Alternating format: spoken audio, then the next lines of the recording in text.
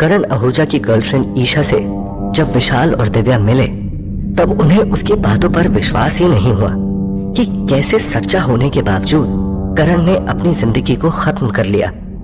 वहीं ईशा ने अपनी आंखों में आंसू भरते हुए कहा, एक दिन करण ने वो किया जिसकी मुझे उससे कभी भी उम्मीद नहीं थी। कहते कहते ईशा की आंखों से आंसू गिरने लगे। दिव्या ने ईशा के हाथों में हाथ रखकर उसे हिम्मत देते हुए कहा, फिर क्या हुआ? अपनी नम आंखों को पोंछते हुए ईशा ने कहा, एक रात करण की मम्मी ने उसे खाने के लिए पूछा, लेकिन अंदर से कोई जवाब नहीं आने पर उन्होंने सोचा कि करण सो गया होगा। लेकिन जब सुबह भी करण ने कोई जवाब नहीं दिया तो उसके कमरे का दरवाजा तोड़ा गया। तब पता चला कि करण ने अपने कमरे के पंखे से फांसी लगाकर आत्महत्या कर ली। इतना बताते बताते ईशा फूट फूट कर रोने लगती है और बोलती है, मेरा करण बेकसूर है, प्लीज उसे न्याय दिलवा दो। ये देखकर विशाल और दिव्या एक दूसरे की तरफ देखते हैं और दिव्या ईशा का हाथ पकड़ते हुए उसे कहती है, तुम चलो हमारे साथ। ईशा दिव्या की बात सुनकर कंफ्यूज्ड होती हुई पूछती है, लेकिन कहाँ जाना है? ये सुनकर विशाल ने अपनी गहरी आवाज में कहा, करण के घर। विशाल के इतना कहते ही जोरों से हवा चलने लगी। उस ठंडी हवा के कारण उन लोगों की कपकपी छूटने लगी और अचानक हवा का चलना अपने आप बंद हो गया, मानो कुछ हुआ ही ना हो, जिसे देखकर वो सब हैरान हो गए। करण के घर पहुंचते ही विशाल ने जैसे ही डोरबेल बजाई, अंदर से फिर उसी बूढ़े व्यक्ति की आवाज आई, हाँ भाई खोल रहा हूं। लेकिन सामने दिव्या और विशाल को देखकर उस इंसान ने गुस्साते हुए कहा, फिर आ गए तुम दोनों। लेकिन वो बूढ़ा आगे कुछ बोल पाए कि उससे पहले ही विशाल ने कहा, हम आपके बेटे की मौत का राज जानते हैं। करण के पापा आगे कुछ बोल पाते कि इससे पहले ही उनकी पत्नी ने विशाल को गले से लगाते हुए जवाब दिया, करण मेरे बेटे तुम आ गए, बस अब मैं तुमको कहीं भी नहीं जाने दूंगी। करण की मम्मी की बात सुनकर विशाल कुछ बोल पाए उससे पहले ही करण के पापा ने अपनी वाइफ को अंदर भेज दिया। करण के पापा को विशाल की कोई बात नहीं सुनता देखकर दिव्या ने कहा, अंकल जी आपका करण बेगुनाह है, उसने तो बस लोगों और अपनों के तानों की वजह से इस रास्ते को चुना। ये है लड़की ईशा, करण की गर्लफ्रेंड। इसने खुद हमें बताया कि कैसे उस लड़की ने करण को जबरदस्ती फंसाया। ये सब सुनकर ईशा ने भी दिव्या की हाँ में हाँ मिलाते हुए कहा, हाँ अंकल, करण सिर्फ मुझसे प्यार करता था। वो लड़की जबरदस्ती करण के पीछे पड़ी हुई थी। वो करण को पा नहीं सकी तो उसे झूठे रेप केस में फंसा दिया। विशाल फिर से करण के पापा को समझाने की कोशिश करते हुए कहता है, अंकल आप बस एक बार के लिए मेरा हाथ पकड़ लीजिए, सारा सच आपके सामने खुद आ जाएगा। ये सुनकर करण के पापा थोड़ा हैरान हो जाते हैं, लेकिन वो विशाल के हाथ को पकड़ लेते हैं। विशाल का हाथ पकड़ते ही उन्हें एक झटका सा महसूस होता है और उनके सामने वो होटल का सारा नजारा आ जाता है जहां वेदिका ने जबरदस्ती करण पर रेप का इल्जाम लगाया। उसके बाद कैसे जबरदस्ती करण को पुलिस खींच कर ले गई और उसकी मम्मी ने आकर उसकी बेल करवाई। फिर जब करण घर आया तब उसके ही अपने पिता ने उसको जलील किया और यहां तक कह दिया कि ऐसी संतान होने से अच्छा तो वो बेऔलाद होते। करण के पिता ने देखा कि कैसे करण अपने कमरे में घुट घुट कर जीने लगा और रात रात भर रोकर गुजारने लगा। फिर उन्होंने देखा कि करण ने कहा, मुझे दुनिया से इतना फर्क नहीं पड़ता इतना आपसे पड़ता है पापा। मैंने कुछ नहीं किया है, लेकिन मैंने आपको सारी दुनिया के सामने शर्मिंदा कर दिया, इसीलिए मुझे जीने का कोई हक नहीं है। मैं आज ही आपके दिल से ये शर्मिंदगी का बोझ उतार दूंगा पापा। और इतना कहते ही करण पंखे से लटकने लगा।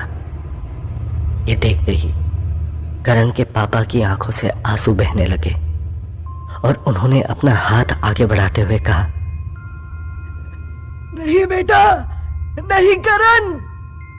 जैसे ही करण के पिता ने विशाल का हाथ छोड़ा, उनके सामने कुछ भी नहीं होता और वो जोर जोर से रोने लगते हैं।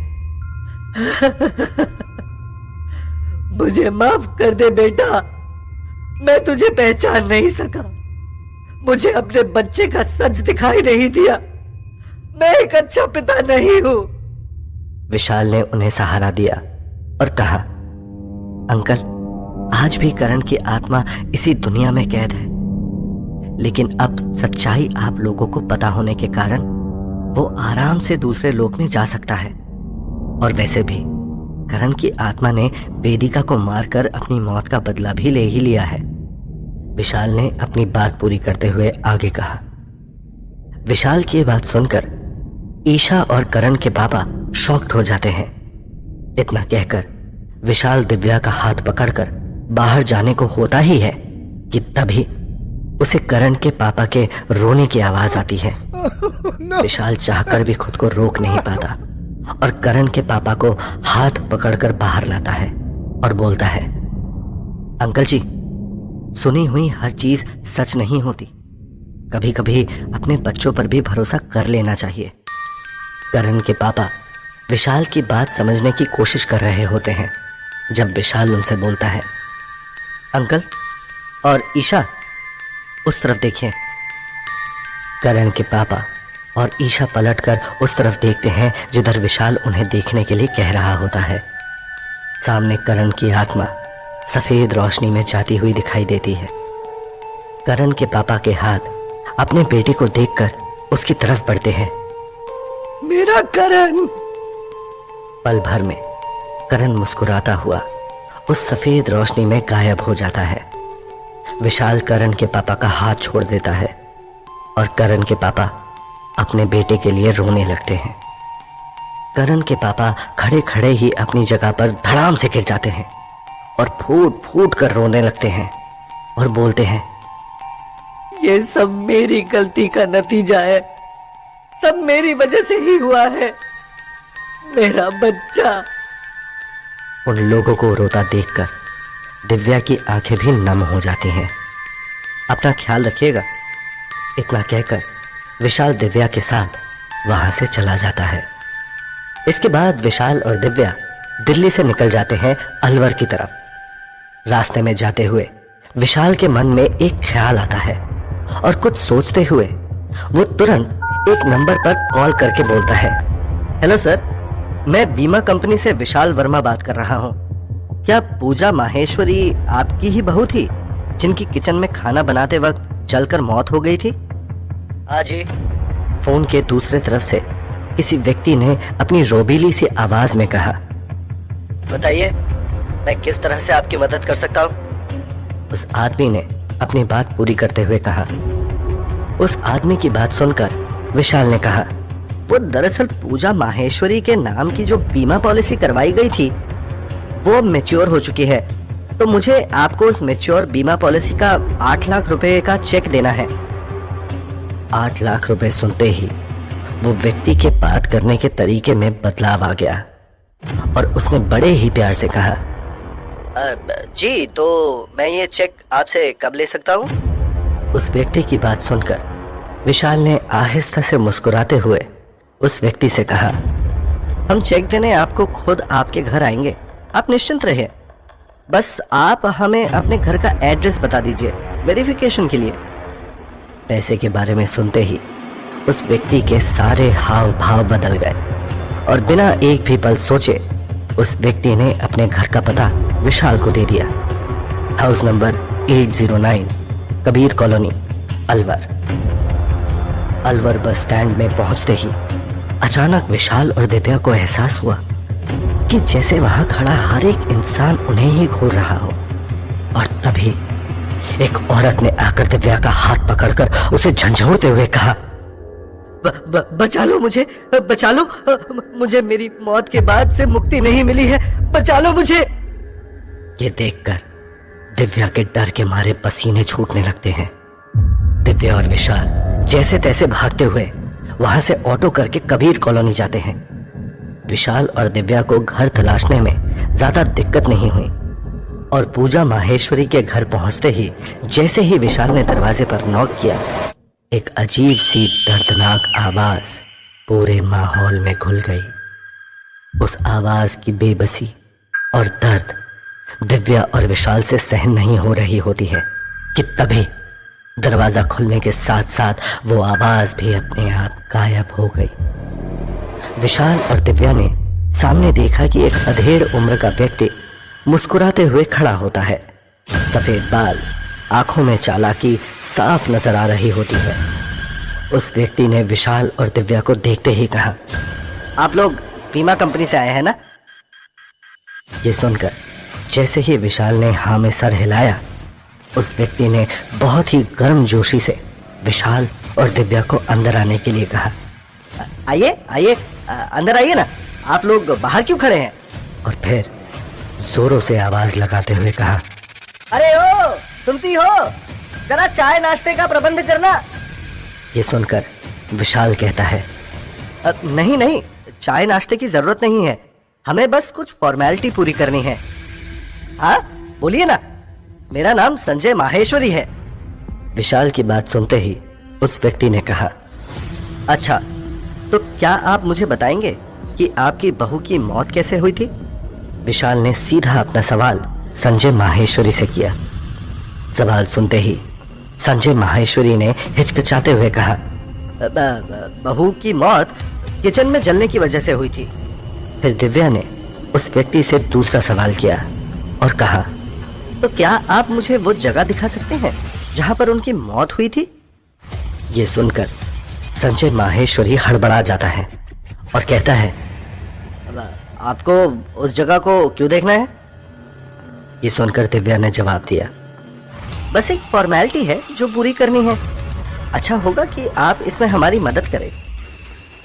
संजय माहेश्वरी दिव्या की बात सुनते ही तुरंत उठ खड़ा हुआ और बोला, जी बिल्कुल, चलिए किचन उस तरफ है। इतना कहकर संजय माहेश्वरी किचन की तरफ चला जाता है और उसके पीछे पीछे दिव्या और विशाल भी चले जाते हैं। किचन में जाते ही विशाल दिव्या का हाथ पकड़ता है और उन्हें सब कुछ साफ साफ नजर आने लगता है। वो सब कुछ जो 10 साल पहले उस किचन में हुआ था। दिव्या और विशाल ने देखा कि किचन में एक सुंदर सी लड़की चाय बना रही होती है। उस लड़की ने राजस्थानी कपड़े पहने हुए होते हैं। इतने में अनन्या किचन में आती है और उस लड़की पूजा से कहती है, तुमने ये ठीक नहीं किया भाभी, मैं उससे बहुत प्यार करती हूँ, तुमने उसको मेरे खिलाफ भड़काकर बहुत गलत किया। अनन्या की बात सुनकर पूजा ने अनन्या से कहा, मुझे माफ करना अनन्या, लेकिन तुम और मेरा भाई शिव एक दूसरे के लिए नहीं बने हो। पूजा की बात सुनकर अनन्या को गुस्सा आ जाता है और वो जोर से चिल्लाती हुई कहती है, तुम होती कौन हो ये तय करने वाली कि मेरे लायक बना है या नहीं? तुम्हारे कारण, आज सिर्फ तुम्हारे कारण वो मुझसे बात नहीं कर रहा। अरे बात करना तो दूर, वो तो मेरी शक्ल भी नहीं देखना चाहता। अनन्या की बात सुनकर पूजा शांति से जवाब देती है, अनन्या, मैं तुम्हें और अपने भाई दोनों को बहुत अच्छे से जानती हूँ। मेरा भाई बहुत सीधा साधा और भोला भाला लड़का है, वो तुम्हारी जैसी लड़की के लिए नहीं बना है। पूजा की बात सुनकर अनन्या और जोरों से गुस्सा जाती है और कहती है, तुम्हारे जैसी लड़की का क्या मतलब है तुम्हारा पूजा? अनन्या की बात सुनकर अब पूजा को भी गुस्सा आने लगता है और वो बोलती है, अपनी हद में रहो अनन्या, मैं तुम्हारी भाभी हूं। ये सुनकर अनन्या हंसते हुए कहती है, भाभी होती तो अभी मेरा साथ देती, अपने भाई को मेरे खिलाफ भड़काती नहीं। तुम नहीं जानती कि मैं तुम्हारे भाई शिव से कितना प्यार करती हूँ और उसके लिए मैं कुछ भी कर सकती हूँ। ये सुनकर पूजा अनन्या से कहती है, मेरी बात मानो अनन्या, भूल जाओ शिव को। लेकिन अनन्या तो जैसे आज अपने बस में ही नहीं थी। पूजा की यह बात सुनते ही अनन्या ने तुरंत वहीं पर रखा एक मिट्टी के तेल का डब्बा पूजा के ऊपर उड़ेल दिया और तुरंत ही माचिस से आग लगा दी। पूजा अपने आप को बचाने की बहुत कोशिश करती है, लाख चिल्लाती है, लेकिन उसकी मदद के लिए कोई आगे नहीं आता। वही बगल में दूसरे कमरे में बैठा उसका पति उसकी मदद करने के लिए उठने वाला होता ही है कि पूजा के ससुर उसे ये कहकर रोक देते हैं कि उन्हें अपना मामला खुद निपटाने दे, तो चुपचाप यहीं बैठ। ये सब देखकर विशाल और दिव्या के अंदर उस घर में रह रहे लोगों के लिए नफरत बढ़ जाती है और विशाल अपना आपा खोते हुए चिल्लाते हुए कहता है, आपने अपनी बहू को जलाकर मार डाला और आपको उसके बीमा के पैसे चाहिए। विशाल के इतना कहते ही पूरे घर में फिर से पूजा की दर्दनाक चीख गूंज उठती है। पूरे घर में तेज हवाएं चलने लगती हैं, लाइट्स अपने आप जलने बुझने लगती हैं, दरवाजे खिड़कियां धाड़ धाड़ करके बंद होने लगते हैं। ऐसे बदलते माहौल को देखकर संजय माहेश्वरी और उसकी पत्नी डर के मारे कांपने लगते हैं और इन सब के बीच संजय माहेश्वरी के कानों में पूजा की आवाज गूंजती है, तू भी है मेरा कातिल। तूने ही तो अपने बेटे को रोका था ना, मुझे ना बचाने के लिए। पूजा की आवाज सुनकर संजय माहेश्वरी डर के मारे थर थर कांपने लगते हैं और उनके माथे से पसीना छूटने लगता है। संजय और उनकी पत्नी दोनों हाथ जोड़ते हुए दिव्या और विशाल से कहते हैं, हमें बचा लो, हमने किसी को नहीं मारा, हमें बचा लो, हमारी बहू अपने आप जलकर मरी थी। अब उसके आरोप में मेरा बेटा उम्र कैद की सजा काट रहा है। ये सुनकर दिव्या को गुस्सा आ जाता है और वो कहती है, अरे अब तो सच बोलो, मैं पता चल चुका है कि आपकी बेटी ने ही आपकी बहू को जलाकर मारा था और आपकी बेटी को अपने किए की सजा मिल चुकी है। अब आप भी देख लीजिए, कहीं ऐसा ना हो जो आपकी बेटी का अंजाम हुआ वही आपका अंजाम भी हो जाए। इतना सुनकर संजय और उनकी पत्नी विशाल और दिव्या के सामने हाथ जोड़कर माफी मांगने लगते हैं। ये सब देखकर विशाल कहता है, मुझे इन सब से कोई मतलब नहीं है, मुझे आप अपनी बहू पूजा माहेश्वरी के घर का पता दीजिए। अब मैं सीधा उनके घर वालों से ये बात करना चाहता हूँ। ये सुनकर संजय तुरंत अपनी बात बदलते हुए कहते हैं, मेरे पास पूजा के घर वालों का नंबर या पता नहीं है। इतना कहते ही फिर से तुरंत संजय के कानों में पूजा की आवाज गूंजने लगती है, अगर आज तू झूठ बोला तो तू भी मेरी ही तरह जलकर मरेगा। इससे अच्छा है कि तू मेरे घर वालों का पता इनको दे दे। उस औरत की भयंकर आवाज सुनते ही संजय के चेहरे का रंग उड़ जाता है। संजय की हालत ऐसी हो जाती है मानो काटो तो खून नहीं, और संजय बिना कुछ बोले दिव्या और विशाल को अपनी बहू पूजा के घर का पता दे देते हैं। विश्वासनगर, अर्जुन सोसाइटी, अलवर। पूजा के घर पहुंचते ही विशाल और दिव्या को पूजा के पापा घर के बाहर खड़े हुए मिल जाते हैं। उनको देखते ही विशाल ने उन्हें नमस्ते करते हुए कहा, क्या आप ही पूजा के पापा हैं? ये सुनकर पूजा के पापा की आंखें नम हो जाती हैं और वो कहते हैं, हाँ बेटा, मैं ही पूजा का पापा हूं, क्या काम है आपको? उनकी बात सुनकर दिव्या हिचकिचाते हुए कहती है, अंकल, क्या हम अंदर चलकर कुछ बात कर सकते हैं? हमें आपसे पूजा के बारे में बहुत जरूरी बात करनी है। दिव्या की बातें सुनकर पूजा के पापा थोड़ा हैरान होकर कहते हैं, पूजा के बारे में? उनकी बात सुनते ही विशाल कहता है, जी अंकल, पूजा को दहेज के लालच में जलाकर नहीं मारा गया था। पूजा की मम्मी चौंकते हुए कहती है, ये क्या मजाक है? मुझे पता है, मेरी बेटी पूजा को उन्हीं लोगों ने दहेज के लालच में जलाकर मारा था। उनकी बात सुनते ही दिव्या ने कहा, नहीं, ऐसा कुछ भी नहीं है। दरअसल बात यह है कि उनकी बेटी अनन्या को आपके बेटे शिव से बहुत प्यार था, जिसका विरोध आपकी बेटी पूजा ने किया तो अनन्या ने गुस्से में उसे जलाकर मार डाला। ये सुनकर पूजा के पापा और उसकी मम्मी हैरान खड़े उन्हें देखते रहते हैं। दिव्या ने आगे कहा, यह सच है और आपको यह सब बताना जरूरी था, वरना पूजा की आत्मा को कभी भी शांति नहीं मिल पाती। वैसे भी पूजा की आत्मा ने अनन्या को मारकर अपनी मौत का बदला तो ले ही लिया है। विशाल ने दिव्या की बात पूरा करते हुए आगे कहा। तभी विशाल पूजा के पापा और उसकी मम्मी को लेकर बाहर आता है और उनका हाथ अपने हाथ में लेते हुए एक तरफ इशारा करता है, जहां सामने सफेद रोशनी में पूजा की आत्मा खड़ी हुई है। पूजा के चेहरे पर एक अलग सा सुकून नजर आ रहा होता है और देखते ही देखते पूजा मुस्कुराते हुए उनकी आंखों के सामने से उस रोशनी में गायब हो जाती है।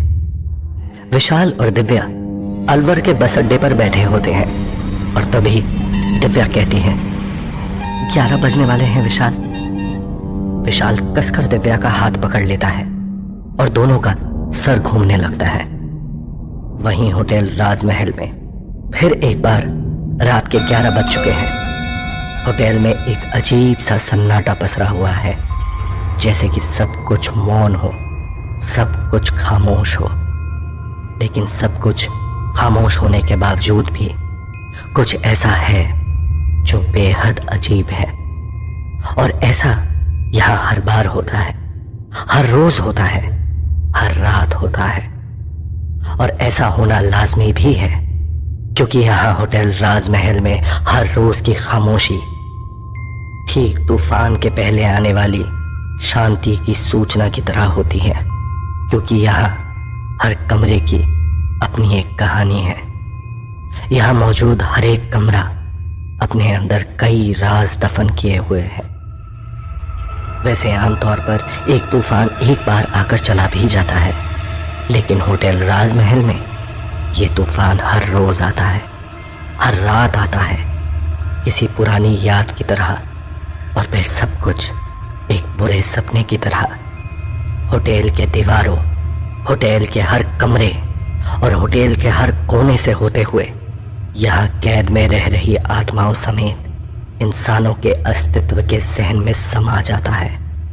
अगले ही पल विशाल और दिव्या होटल राजमहल में दाखिल होते हैं। इससे पहले कि विशाल और दिव्या दोनों कुछ कर पाते, उन्हें अपने सामने अनन्या, वेदिका, अलीशा और विधि की आत्माएं खड़ी दिखाई देती हैं। चारों लड़कियां अपनी गलती के लिए बहुत शर्मिंदा होती हैं। विशाल उन चारों को गुस्से में घूर कर देख रहा होता है और तभी होटल राजमहल का दरवाजा खुद से खुल जाता है। इस बार हमेशा से बिल्कुल अलग सफेद रंग की रोशनी की जगह घोर अंधकार दिखाई दे रहा होता है। ये चारों आत्माएं उस काले अंधेरे की तरफ जाती हैं और उसमें गुम हो जाती हैं। उनके जाते ही दिव्या विशाल से पूछती है, इन चारों के लिए सफेद रंग की रोशनी क्यों नहीं आई इनको लेने? विशाल जवाब देता है, क्योंकि इन चारों ने गुनाह किया था दिव्या, और ऐसे लोगों को मुक्ति के बाद भी नरक ही मिलता है। उस वक्त हमेशा की तरह रात 11 बजकर कुछ मिनट ऊपर गुजरे होंगे। घड़ी की सुइयां हमेशा की तरह अपनी रफ्तार से बढ़ती चली जा रही हैं। यहाँ होटल राजमहल में बीतते हर लम्हे के साथ जैसे रात और घनी होती जा रही है। खामोशी घड़ी के हर सेकंड के साथ अपने पैर पसारने लगती है। लेकिन जैसे ही होटल के कॉरिडोर में खामोशी भटकने लगती है, तभी आत्माओं का शोर बढ़ने लग जाता है। वहीं हर रात की तरह विशाल अपने रिसेप्शन डेस्क पर बैठा हुआ है और होटल से जुड़े हुए जरूरी डॉक्यूमेंट्स पर अपनी नजर फेर रहा है। कुछ कम ज्यादा होने पर उन्हें फेर बदल करते हुए कुछ लिखता भी जा रहा है। और वहीं उसके ठीक पास इस वक्त दिव्या भी बैठी हुई है और पेपर्स पर कुछ लिखती जा रही है, जैसे कि यहाँ हर रात जो कुछ भी हो रहा हो उनके ऊपर बीत रहा है। उन सारी बातों को सिलसिलेवार लिखकर बयां कर रही हो।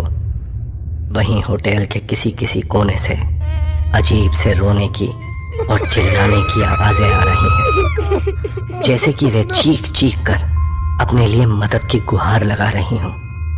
हर चीख में एक पुकार है, और हर पुकार में मदद की गुहार है। कुछ चीखें इतनी ज्यादा तेज हैं कि दिव्या को लिखते रहने के दौरान बार बार अपने कानों पर उंगलियां रखने की जरूरत पड़ रही है, जैसे कि ये आवाजें उसके कान के पर्दों के अंदर तक समा जा रही हो।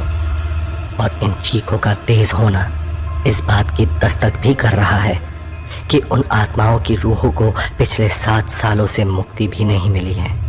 और इसीलिए हर आत्मा जानबूझकर विशाल और दिव्या के कानों तक अपनी दर्द भरी चीख पहुंचाने की अपनी तरफ से पूरी कोशिश कर रही है, ताकि एक बार उनका ध्यान विशाल के कानों तक पड़ जाए तो शायद उनकी भी किस्मत खुल जाए और उनकी रूह को भी अब तक कुछ आत्माओं की तरह यहाँ से मुक्ति मिल जाए। और ऐसा भी नहीं है कि सिर्फ यहाँ पर किसी के रोने की ही आवाजें आ रही हैं। कुछ कुछ आत्माएं जैसे अपनी बेबसी पर हंस भी रही हैं, जैसे कि वो इतनी ज्यादा उदास हो चुकी हैं अपनी हालत पर कि उन्हें अपनी ही मजबूरियों पर हंसी आ रही हो। और आज होटल राजमहल का माहौल भी कुछ अजीब सा है। बाहर मौसम में हल्की सी नमी है, लेकिन होटल राजमहल के अंदर का माहौल ठंड में ठिठुरती सर्दी की याद दिला रही है, जिस वजह से दिव्या बार बार अपनी हथेलियों को आपस में रगड़ती ही जा रही है। और वहीं विशाल इस ठंड को बर्दाश्त करने की कोशिश कर रहा है, लेकिन उसे दिव्या की यह हालत देखी नहीं जाती। और आखिर में वो डॉक्यूमेंट्स को डेस्क पर एक और रख देता है और अपने ठीक आगे मौजूद दिव्या की ओर बढ़कर अपना जैकेट निकालकर दिव्या की बाहों में डालते हुए कहता है, ये लो, ये जैकेट पहन लो, इससे तुम्हारी ठंड थोड़ी तो कम हो ही जाएगी। दिव्या विशाल की ओर ध्यान से देखती है, क्योंकि वो अब तक समझ चुकी है कि विशाल का नेचर बहुत ही फ्रेंडली है और वो किसी को भी मुसीबत में नहीं देख सकता। विशाल तो ऐसा है कि वो भूतों की भी मदद करने से नहीं हिचकिचाता, तो फिर इंसान तो उसके लिए ज्यादा जरूरी हुए। दिव्या विशाल का जैकेट पहनते हुए कहती है, thank you Vishal, you are really nice. Vishal Divya की बात पर हल्के से मुस्कुराता है। अभी विशाल एक डॉक्यूमेंट पर कुछ करेक्शन कर ही रहा होता है कि तभी विशाल और दिव्या दोनों को किसी के लड़ने की आवाज सुनाई देती है। इन आवाजों को सुनकर विशाल के कान कुछ खड़े हो जाते हैं और वो आवाज जहां से आ रही होती है उस और ही बढ़ने के लिए उठने लगता है। दिव्या भी विशाल को रोकते हुए कहती है, विशाल रुको, मैं भी आ रही हूँ, शायद यहाँ से एक नई कहानी शुरू होने वाली हो। अभी विशाल और दिव्या जल्दी जल्दी में आगे बढ़ ही रहे होते हैं कि बातों और झगड़ों की आवाजें अब तक और ज्यादा तेज होती ही चली जाती हैं। ये होटल राजमहल का अकाउंट ऑफिस है, जहां पर इस वक्त एक नौजवान लड़की खड़ी है जिसके शर्ट पर उसका नाम लिखा हुआ है मानसी शर्मा। और इस वक्त उसके ठीक सामने एक 60-65 साल की एक बूढ़ी औरत खड़ी है और उन दोनों के बीच आपस में ही बहसबाजी होती जा रही है। बूढ़ी औरत देखने से काफी एलिगेंट और सोफिस्टिकेटेड नजर आ रही है।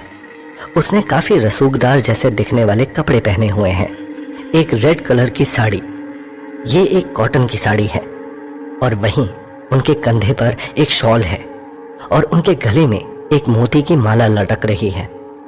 और इस वक्त अपने पहने गए अच्छे कपड़े के बावजूद भी उनके चेहरे के हाव भाव थोड़े बेबस से नजर आ रहे हैं। उनकी आंखों पर एक राउंड फ्रेम का चश्मा है, लेकिन इस चश्मे से उनकी आंखों की बेबसी भी छुप नहीं पा रही है। वहीं जिस लड़की का नाम मानसी है वो येलो शर्ट और ब्लैक पैंट पहने हुए हैं और उसके शर्ट से लेकर गर्दन पर ग्रे शेड की एक टाई झूल रही है। मानसी दिखने में खूबसूरत है, गोल गोल आंखें, आंखों पर हल्का सा काजल, होठों पर लाल हल्की लिपस्टिक। एक उत्सुकता और एक अलग सी गहराई है उसकी उन एक जोड़ी आंखों में। उसकी खूबसूरती को देखने से उसकी उम्र यही कोई 24-25 साल के आसपास की लग रही है और इस वक्त वो अपने सामने मौजूद पेपर्स पर कुछ लिख रही है और लगातार उस बूढ़ी औरत से बातें करती जा रही है। लेकिन ये बातें कम और बहस ज्यादा है। वहीं वो बूढ़ी औरत लगातार मानसी को समझाती जा रही है। देखिए मैडम, आप मेरी बात समझने की कोशिश क्यों नहीं कर रही हैं? मैंने आपसे पहले ही कहा कि मेरे पास इस वक्त पूरे पैसे नहीं हैं। मेरे पास जितने भी पैसे हैं वो आप रख लीजिए। मैं बाद में बाकी के पैसे यहाँ से बाहर जाने के बाद आपको भिजवा दूंगी। उस बूढ़ी औरत की बात पर वो लड़की यानी मानसी कहती है, देखिए मैडम, ऐसा नहीं हो सकता, क्योंकि ऐसा करना हमारे होटल राजमहल के पॉलिसी के अगेंस्ट है। सॉरी, फिलहाल के लिए अभी तो मैं आपकी कोई मदद नहीं कर सकती। बूढ़ी औरत मानसी की ओर देखते हुए कहती है, देखो प्लीज बेटा, मैं तुम्हारे हाथ जोड़ती हूँ। तुम भी किसी की बेटी हो और मेरे हालत को समझने की कोशिश करो। मैं यहाँ सिर्फ एक मजबूरी की वजह से हूँ और मेरे सारे पैसे खत्म हो चुके हैं। मैं यहाँ पर अपने बेटे और बहू की वजह से आई थी और अभी मैं यहाँ से किसी भी तरह से भी बाहर नहीं जा पा रही हूँ। यहाँ तक कि मेरे बेटे और बहू भी मुझे यहाँ लेने के लिए नहीं आए हैं और मैं यहाँ अकेले फंस कर रह गई हूँ। प्लीज बेटा, मेरी मदद करो, मुझे जाने दो यहाँ से। मैं वादा करती हूँ कि मैं यहाँ इस होटल से बाहर जाने के बाद बाकी के पूरे पैसे लौटा दूंगी। मानसी उस वक्त उस बूढ़ी औरत के द्वारा दिए गए बेटे और बहू का नंबर डायल कर रही होती है, लेकिन फोन नंबर पर बार बार कई सारे रिंग जाने के बावजूद भी मानसी के कॉल को उठाया नहीं जाता। मानसी अब तक 4 से 5 बार नंबर डायल कर चुकी है, लेकिन नतीजा सिर्फ और सिर्फ एक ही आता है, the number you have dialled is not answering your call, please try again later. Phone call ना उठाने की वजह से मानसी थोड़ा अपसेट हो जाती है, क्योंकि उसे भी रह रहकर थोड़ा गिल्ट हो रहा है, क्योंकि वह चाहकर भी बूढ़ी औरत की कोई मदद नहीं कर पा रही है। बूढ़ी औरत की ओर देखते हुए मानसी कहती है, आपके इस नंबर को कोई उठा नहीं रहा है। आगे उस बूढ़ी औरत को अपनी तरफ से दिलासा देते हुए मानसी कहती है, मैडम, आप 2 मिनट प्लीज यहाँ पर बैठिए। मैं अपनी मैडम से पूछ कर आती हूँ कि हम आपकी मदद के लिए क्या कर सकते हैं। विशाल मानसी की यह बात सुनकर समझ जाता है कि मानसी यहाँ मल्लिका की बात कर रही है, और हो ना हो मल्लिका जरूर इस बूढ़ी औरत की मदद करेगी। दिव्या, मल्लिका ने इस बूढ़ी औरत की मदद की होगी ना? मेरा दिल बोल रहा है उसने जरूर मदद की होगी, क्योंकि उन्होंने हमेशा से मेरी मदद भी की है। वहीं दिव्या का अंदाजा भी कुछ ऐसा ही होता है, और वो भी अपनी उम्मीद भरी नजरों से विशाल की बातों से सहमत नजर आने लगती है, और वो कहती है, मुझे भी ऐसा ही लगता है विशाल। वहीं उस वक्त मल्लिका सीढ़ियों से उतर रही होती है और वह पूरे होटल राजमहल के राउंड पर निकली होती है, क्योंकि इतने बड़े होटल के मालकिन होने के नाते हर एक काम को अपनी नज़रों से हर रोज़ देखना होता है कि सब चीज़ें अपनी जगह पर मौजूद हैं या नहीं, और होटल में मौजूद हर एक स्टाफ अपना काम बारीकी से बखूबी से निभा रहा भी है या नहीं। तभी सीढ़ियों से मल्लिका को उतरता देखकर मानसी उसके पास जाकर कहती है, मैडम, मुझे आपसे कुछ बात करनी है एक गेस्ट को लेकर। तब तक विशाल और दिव्या भी वहां पहुंच जाते हैं और उन दोनों की बातों को गौर से सुनने लगते हैं। मल्लिका कहती है, हाँ क्या बात है मानसी? वही मानसी आगे कहती है, मैम, वो लेडी जिसे अभी आप यहाँ देख पा रही हैं, जो वहाँ अंदर कमरे में बैठी हैं, उनका नाम विमला रस्तोगी है, और वो कह रही हैं कि वे हमारे होटल राजमहल का बिल पूरा पे नहीं कर पाएंगी। वो काफी अच्छे परिवार की ही लग रही हैं, लेकिन शायद उन्हें कुछ पर्सनल प्रॉब्लम है। उनकी फाइनेंशियल कंडीशन कुछ ठीक नहीं। ये बात सुनते ही मुस्कुराती हुई मल्लिका के चेहरे के हाव भाव अचानक से कुछ बदल जाते हैं, और वो मानसी से रूड तरीके से बात करते हुए कहती है, नहीं मानसी, जाकर अभी सीधे सीधे कह दो उनसे, आई कांट हेल्प इट, मैं आपकी कोई मदद नहीं कर सकती, क्योंकि अगर हम ऐसे ही सबकी मदद करते रहें तो फिर हम और हमारे होटल राजमहल का बिजनेस कुछ ही दिनों में बंद पड़ जाएगा। हमें लॉस होने लगेगा, क्योंकि हम यहाँ कोई चैरिटी करने नहीं बैठे हैं। ये बात सुनकर मानसी अचानक से चौंक जाती है, क्योंकि उसे लगा था कि मैडम इस बारे में उसकी कुछ हेल्प करेंगी, लेकिन यहां मल्लिका की बातों की धारा उल्टी तरफ से बह रही थी। विशाल भी हैरानी से दिव्या की ओर देखने लगता है, क्योंकि उसे भी मल्लिका के ऐसे बर्ताव की उम्मीद नहीं थी। आगे मल्लिका मानसी से कहती जा रही है, और मानसी, एक बात बताओ, अगर यहाँ मौजूद हर एक गेस्ट ऐसी बातें करता रहा तो फिर मैं तुम्हें पैसे कहां से पे करूंगी? तुम्हारी सैलरी कहां से आएगी? ये बात सुनकर मानसी का चेहरा कुछ झुक जाता है। वहीं मल्लिका आगे कहती जा रही होती है, और हाँ, मैं तुम्हारी भी एक बात तुम्हें रिमाइंड करा दूं। Your performance in our hotel Rajmahal is not up to the mark. और अब मैं यही देखना चाहती हूँ कि तुम इस प्रॉब्लम को खुद से कैसे हैंडल करोगी, क्योंकि तुम्हारी परफॉर्मेंस पर ही तुम्हारे आगे का प्रमोशन और बाकी की चीजें देखी जाएंगी। कुछ देर तक खुद ही में सोचते रहने के बाद मानसी कहती है, yes ma'am, I can handle this by any way. इतना कहकर मानसी वहां से वापस उस बूढ़ी औरत के पास चली जाती है। मानसी ने ये बातें अपनी मालकिन मल्लिका से कह तो दी थी, लेकिन उसे भी ये नहीं पता था कि वो आगे उस बूढ़ी औरत से कैसे और किस तरह से बात करेगी। वहीं विशाल और दिव्या मल्लिका के इस अजीब से व्यवहार की वजह से थोड़ा हैरान रह जाते हैं, और जो कुछ भी आगे होने वाला है उसके साक्षी होने के लिए उस अकाउंट्स डिपार्टमेंट के कमरे की ओर बढ़ जाते हैं, जहां इस वक्त ये कहानी आगे बढ़ने वाली है। तो क्या होगा कहानी में आगे? क्या मानसी अपनी तरफ से उस बूढ़ी औरत के लिए कोई मदद कर पाएगी, या फिर इस कहानी में आगे कुछ ऐसा होने वाला है जिससे विशाल और दिव्या की आंखें फटी की फटी रह जाएंगी? दहशत, मजबूरी और बेबसी की एक नई कहानी